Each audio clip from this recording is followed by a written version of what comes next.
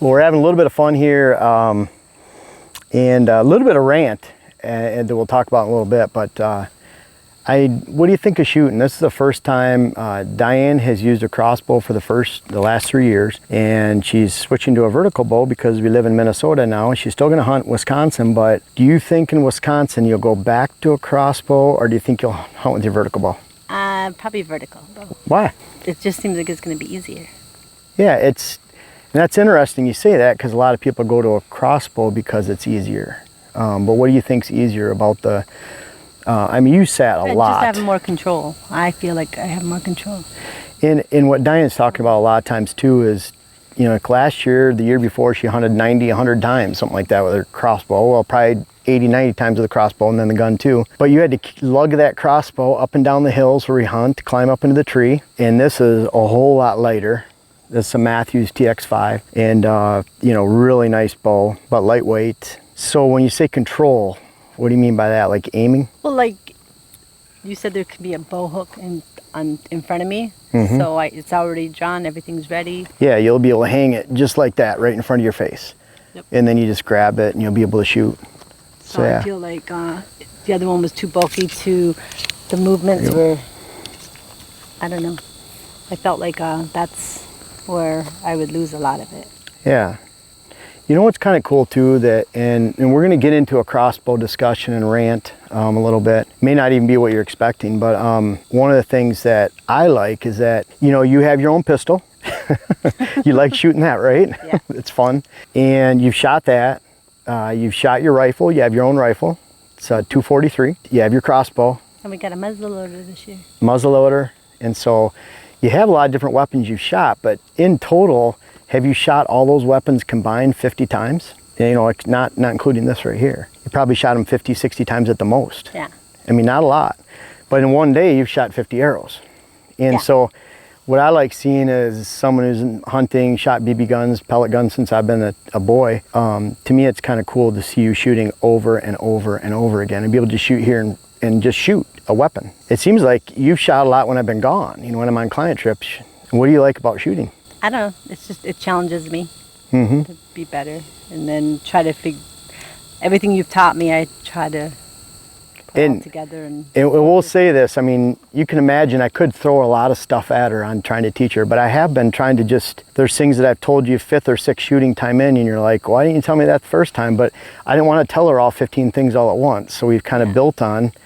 And your groups are really good. I mean, compared to, we started at 10 yards, you've been slowly progressing. Your bow is at 38 pounds now. So I think you're shooting pretty well. You know, I think it's relaxing. You know, right now it's 90 degrees, it's humid and it's sweating. And to be honest, we'd be shooting out here tonight, you know, before dark. You come up here and fling 30 arrows and it's relaxing. Well, I think that's another thing, like with this, compared to my crossbow, I wasn't shooting my crossbow all the time. Right. We sighted it in, we shot it a few times here and there, but now that I'm shooting all the time, I'm going to feel more confident that... Yeah, and that's what's crazy. For someone like Diane that hasn't grown up shooting and shooting sports at all, yeah, she could shoot her crossbow 20 times, 30 times, 50 times before the season. But to actually shoot 50 times in one day and get to know her weapon over and over and over again, maybe we should have done that with the crossbow the same, but for me, I take it for granted. Once that crossbow's sighted in, I'm good. I just want to make sure it's sighted in, go out and shoot it. But with a bow, you have to shoot over and over again, and because of that, I think you're going to be, like you said, you're going to be more confident with this than you are the crossbow. I think so.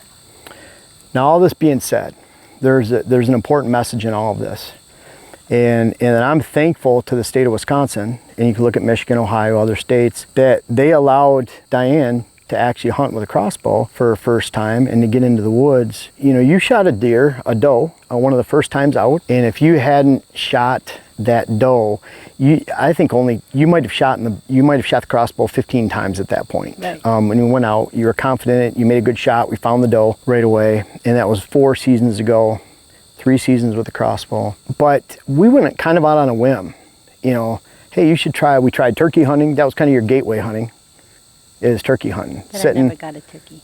No, you had some chances. We won't talk about everything, but we had fun though. It was a lot of fun in the blind. I have a really good snoring video if you guys want to see, but laying on her back, her feet up on the redneck blind. It was it's funny, snoring. But anyways, it was relaxing. Yeah. And so that got her into deer hunting. And so when I said, hey, let's go try deer hunting and we could try crossbow and you could shoot a few times, it was actually the boys' crossbow. And so you went out and it was a nice night, it was warm, you know, got it. And I never thought she would progress to last year, going out when there's 6 to 8 inches of snow and walking 45 minutes up to the top of the hill to go hunting with her crossbow. Bottom line, that crossbow got her into hunting. If I would have said, hey, how about we pick up a vertical bow? You've never bow hunted before, you've never deer hunted. Let's shoot it a few hundred times over a couple months. Let's build your accuracy up. Maybe you can shoot it 1,000 times or more over several months and then go climb in a tree and go hunting by yourself. Guess what? Wouldn't have happened. I can guarantee it. It was a progression, and the more she got excited, she saw some big bucks, she'd come in and tell me about it. I mean, I think one time you said you were sick to your stomach at the buck that you saw. It was a big 10-point on. Because I couldn't find them in my scope.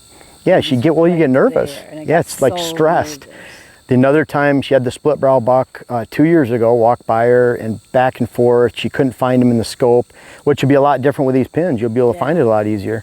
But you came in just about crying, burying your head in my chest, saying, I messed up so bad. You know, he was right there. And I think that kind of gave you the bug. Yes. And then last year you shoot the target buck, the 6-year-old, with your rifle. And now we have all these bucks in Minnesota. And I'm very thankful for that crossbow and being able to get Diane and my son Sam. He came out with me to hunt just for a couple days. We hunted around the 10th of November. He shot a beautiful 10-point we were after on our property in Elma. We just had that property a year just to work on it, sell it, so we could make this step over to someplace like this. And again, Sam has shot a doe with the crossbow too, and kind of the same thing. I think it might even been the same year that Sam shot hers first with a crossbow, and thank God that he could do that. Crossbow, to me, gets a lot of people in the woods that otherwise wouldn't have gotten in the woods. It keeps a lot of people in the woods that wouldn't have otherwise been kept in the woods because of debilitating injuries or shoulders, whatever it might be. There are those people that don't have the time to practice. I encourage people to practice over and over again like we're doing here. We're setting up a morel range right here and a lot of targets, and we have more targets coming. We'll have an indoor range. So we'll be able to shoot all the time, but not everyone has that ability to do so. Bottom line is the crossbow isn't that much more accurate than a bow. It's not that much more proficient. I had some comments recently, just crazy, saying that a crossbow was like a muzzleloader. Come on, guys, give me a frickin' break. Crossbow is not like a muzzleloader. That's not even close to that. I mean, you've shot a muzzleloader. You think a crossbow is like a muzzleloader? I mean, this is someone that's unbiased. She's just going out hunting for the opportunity. So she's not saying, oh, holier than thou. I'm a compound shooter, and I can shoot out to 70 yards accurately. But don't you use a crossbow? Don't, you know, because I'm using the traditional. Wait, no, you're not. You're not using recurve, longbow, anything like that. You know what's crazy? A lot of recurve longbow shooters, I don't hear them complaining about compound or crossbow people. It's compound versus crossbow.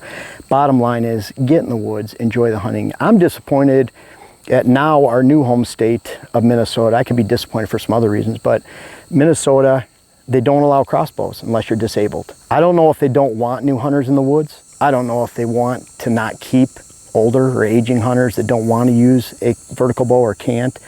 I'm not really sure of the reason because it doesn't make much sense, but I'm really thankful for more progressive states like Wisconsin, Ohio, Michigan, that just worry more about hunter numbers and including hunters in the ranks of bow hunters.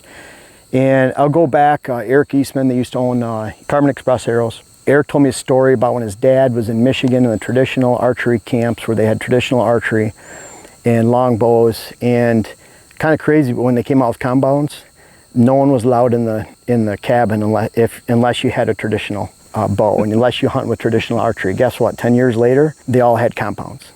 And so I'm not saying that's going to progress into crossbows, but what I am going to say is I'm going to hunt with a vertical bow until I physically can't hunt with a vertical bow anymore, and then I'll happily go to a crossbow and enjoy hunting at the same distances that I do right now in the same locations.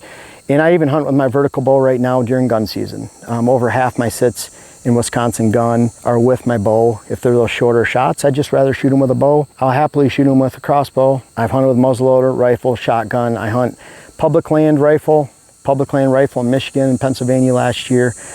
Michigan, a lot of years. I've only missed a couple public land hunts going back to 1985. And, you know, again, it's cool to sit out here with Diane and fling a bunch of arrows. When Diane sends me groups on the phone, she texts me saying, look at my group. and she's proud of that, and shooting on her own when I'm on a client trip, that brings a smile to my face. We're trying to do this with her with a vertical bow, not just throwing everything at her all at once. Real quick, I believe, I knew that before I asked, that you would probably use the vertical bow more than, and not probably use the crossbow this year. We love our crossbow, it's fun to shoot, but that being said, let me just tell it quickly, not to put you on point too much. What are some things that you found important shooting your bow for accuracy that you've learned, just the 2 or 3 things right off the bat, whether it's your anchor point, how you hold the bow? What are a couple things that's helped you really quite a bit this year? I guess like the poundage. I started at a lot less poundage than I'm shooting now. Yeah, you weren't struggling to pull it back. You were, right. You were at the point where it was easy. Like you even said, this is kind of easy when you pull it back. So yeah, that's a really good a point. couple notches, I think. I think a lot of people are overbowed. I think that happens with guys more. They want to impress their friends and tell them they're shooting 70 pounds. I've shot 62 pounds for bow hunting for a long time. I've shot up to 94. That was back in my young and dumb late teens, early 20s days, where I wanted to impress all my friends. Plus I needed to shoot that high poundage to have any kind of kinetic energy with the arrows we were shooting at that days. But what else? On my release. What about it? Placement. Like with a buckle? Yeah. I like how it's always right on that notch, and then being able to do the release, the trigger. Yeah, you were saying earlier just about a good, clean release, how you're pulling back. Not making sure everything's in sight before I even attempt to. Yeah, that's true. You're getting kind of locked in. Times I was doing first, but now I lock it in before I. Did we lose an arrow like that? I think 3 or something like that. I don't think it was 3, to be honest. I think it was at least 1 or 2. One hit like right down here or something, you barely got it back. But yeah, that was just new archery stuff, and keeping your finger behind until you're locked in. And then what is part of locking in when you have that anchor point? What's really important? Besides looking through the peep sight, having it at the same spot back here. Touching your nose, you mean? Yep, where at? Always making sure right in the center of the nose. Yep, yeah, and that's because if that string's on the side right there, really inconsistent, you can actually, especially when you're looking out of a tree stand, that string could slide on the side of your nose. So I really like the tip of your nose right here. And when you line up the tip, looking through the peep sight, locking into the same place back here, then you're doing really well. And one final thing that's helped you, and we talked about this, when you have a football group, the way to bring that down into a smaller group left to right. Relaxing the hand. Yeah, and you're doing really well at that. Well, you always do better, but I mean, we had times on the release or on this target where you had this group like this. And if you pushed them all together, it was this group, you know, really nice group, but that's how immediately you have that loose group, you start bringing in, you know, bringing that and tighten at that group. And there's other things we can talk about too. I know you've talked about your scapula area hurting, and that's because you're pushing and pulling and then waiting for the shot to go off, you're moving slowly. And we might even try one of those hinge releases from Chris B to get you pushing and pulling and just practicing. That's the same mechanics. This is a index trigger release and caliper release from Scott, real high quality one. And you're fortunate you get to use some goodies on this bow. We had a Montana black gold sight. We're getting another one, an even fancier one than that. And of course the Matthews bow, they help us out. And the Ultra Rest right here that's made for we get some really nice stuff to shoot with. This is important too. It is. This is very important because it keeps you from dropping your bow. Yeah. We added this, I don't know if it was at first. We added this, and this was one of those things where, again, trying to tell her to keep a loose grip, touch the tip of her nose, have a smooth release, not drop her arm, make sure she has a relaxed grip. I mean, just all those things all at once, it wouldn't have been too fun, let alone if you're overbowed. What did I say that might help you build some confidence this year? First off, are you going, I know you want to go after Negan. No, probably to shoot a doe first. Yeah, try to shoot a doe. Try to shoot a doe and see. We have plenty of does to shoot out here, and that's the best practice, especially for a new archer and for even an experienced archer, just to get you going for that time of the year. Yeah, but if a buck came by first, I'd shoot him. Yes. I would definitely try to. But even Like that being said, you'll probably let me film you for that doe because you need that added pressure to make a good shot, right? That's what Dylan says. Whatever Dylan says, then it's got to be true. So again, though, hey, we're having a little fun with this. We're enjoying this. But again, if we didn't have the opportunity for a crossbow, my son Sam and the quality times we've had, the memories we made to last a lifetime, Diane getting into the woods, we're very thankful for those states that have crossbows. I'm hoping Minnesota wises up to that because I would assume they want to retain hunters and introduce new hunters. And bottom line, I don't care if you hunt with a traditional bow, compound bow, crossbow, know your limits, practice, have a lot of fun, and I'll count you in the ranks of a bow hunter even if other people won't. We just want hunters in the woods. We want to retain hunter numbers, and I'm really happy to see you in the woods. I don't even care if you shoot the big giant bucks that we have here this year, Kermit, Negan, Eileen. But there's hope. I wouldn't even mind you shooting Venti. He's a 21 point. He's pretty big. But anyways, have fun this year during bow season. It's just around the corner for us, and I hope it is you. Make sure you're practicing no matter what weapon you have, know your limits. And you might even find that you can build confidence with a vertical bow if you want to switch over to that. But if you're using a crossbow, who cares? You're a bow hunter. I appreciate being in the woods and appreciate you watching this. And we'll see what happens with Diane this year. What do you think? Yay. You excited? Yeah, I'm hopeful. Yeah, me too. Hopeful is a good way to put it. Not overconfident. Thanks, guys. Have a great bow season. Well, if you made it to the end of this video, you're obviously interested in whitetail habitat solutions, what I have to teach, and you will love my new web class series. The first one is how to design your whitetail property. It's out now. The link is in the description. I invite you to check it out. It's on my website. Can't wait to hear about it.